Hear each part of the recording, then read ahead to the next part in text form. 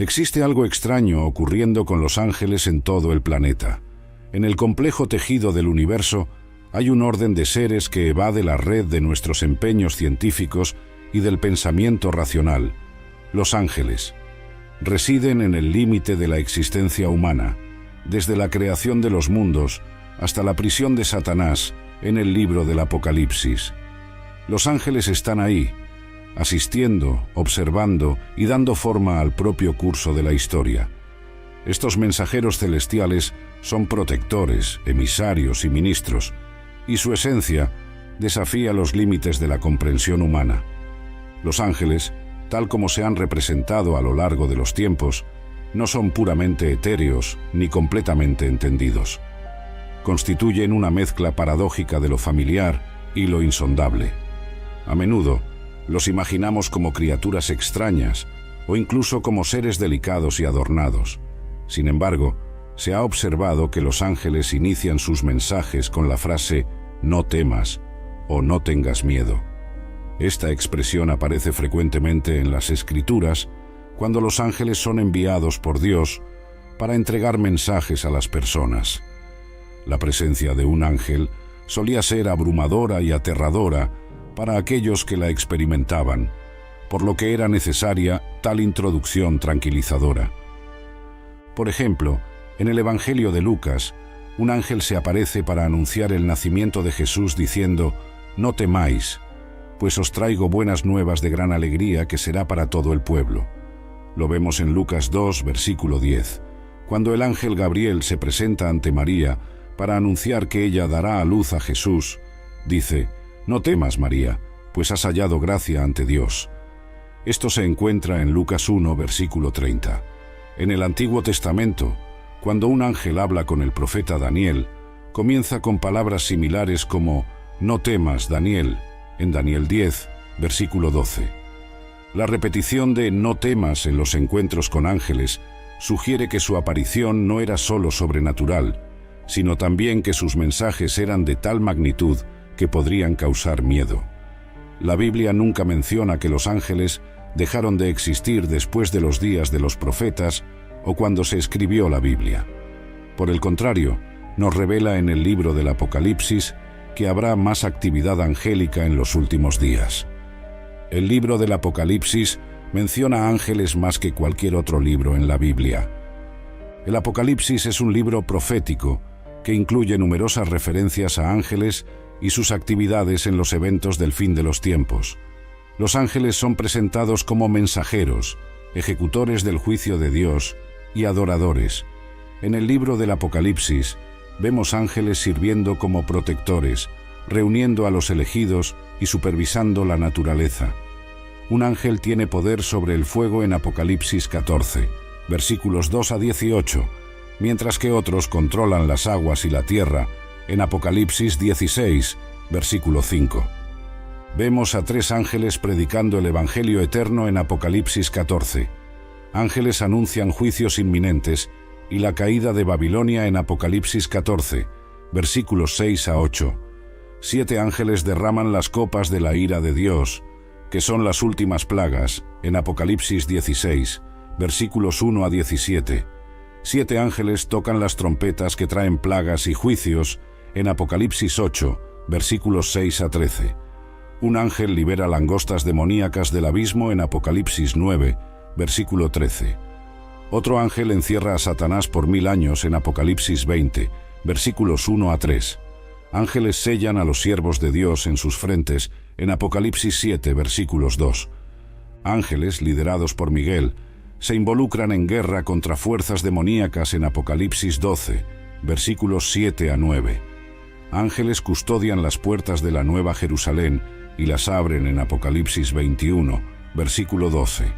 El libro del Apocalipsis, esta gran tapicería de visiones apocalípticas, muestra a los ángeles no como observadores pasivos, sino como agentes cruciales en los eventos de los últimos días.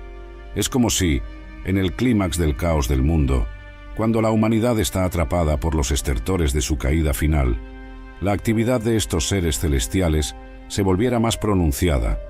Son los heraldos del profundo y del significado de la realidad última. Y ahora, en este día presente, En el año de nuestro Señor, los ángeles están aquí, ángeles presentes, ángeles trabajando entre bastidores. Hoy quiero revelar algo que encontré bastante extraño sobre los ángeles. Hay un versículo bíblico que nos revela la realidad de que los ángeles están aprendiendo. Para algunas personas, la percepción es que los ángeles lo saben todo. Ellos no lo saben. Están aprendiendo las profundidades de la sabiduría de Dios, que son insondables. No es de extrañar que la Biblia diga que Él habita en una luz inaccesible. Dios está envuelto en misterios y ninguna criatura puede comprender o agotar quién Él es. Solo conocemos la dimensión de Dios que se nos ha revelado, y eso es algo con lo que nosotros, los humanos, necesitamos reconciliarnos. No podemos comprender las profundidades de Dios. Luchamos por entender a los seres humanos. Entonces, ¿qué nos hace pensar que podemos entender completamente a un Dios que es eterno? Un Dios que no está limitado por el espacio, el tiempo o la materia. Un Dios que nunca tuvo un comienzo. Un Dios que nunca tendrá un fin. Un Dios que es el principio y el fin. Un Dios que es descrito como usando la tierra como un escabel. Nuestras mentes no tienen la capacidad para entender completamente a Dios y sus planes, y se nos recuerda esto repetidamente. Isaías 55, versículos 8 y 9. Porque mis pensamientos no son vuestros pensamientos, ni vuestros caminos son mis caminos, declara el Señor. Como los cielos son más altos que la tierra, así son mis caminos más altos que vuestros caminos, y mis pensamientos más altos que vuestros pensamientos. Solo la humildad te permitirá entender esto. No puedo entender completamente a Dios. No puedo comprender completamente sus planes. Él está por encima de mis procesos de pensamiento. Tú ves las cosas de la tierra, pero Dios ve las cosas desde arriba. Tú ves las cosas que están sucediendo aquí y ahora, pero Dios ve las cosas que están sucediendo aquí y ahora, y las cosas que sucederán dentro de 40 años, debido a lo que está sucediendo ahora. Tu perspectiva y la perspectiva de Dios son distintas. Deuteronomio 29, versículo 29. Las cosas secretas pertenecen al Señor nuestro Dios, pero las cosas reveladas nos pertenecen a nosotros y a nuestros hijos para siempre, para que sigamos todas las palabras de esta ley. Solo Dios es omnisciente. Él lo sabe todo. Él es sabio. Él es omnipresente. Sorprendentemente, para las personas los ángeles no son omniscientes. Esa es la verdad. Ellos no saben todo. Ciertos misterios de Dios les son ocultos hasta este momento.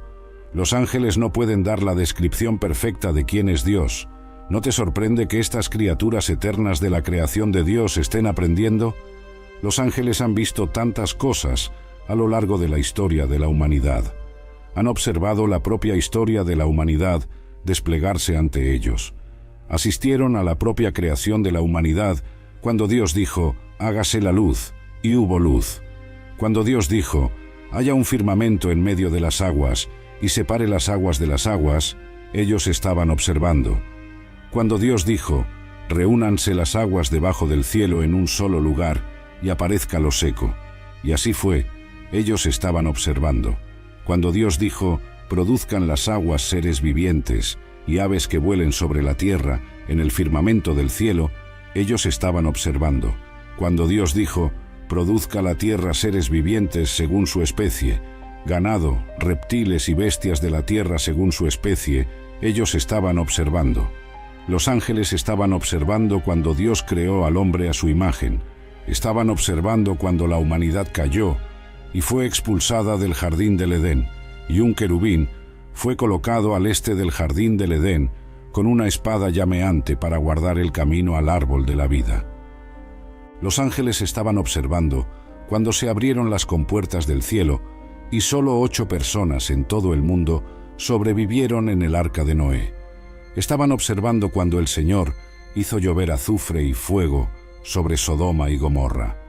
Observaron cuando las aguas se convirtieron en sangre, cuando llegaron las ranas, los piojos, las moscas, las úlceras, los langostas y la oscuridad sobre Egipto.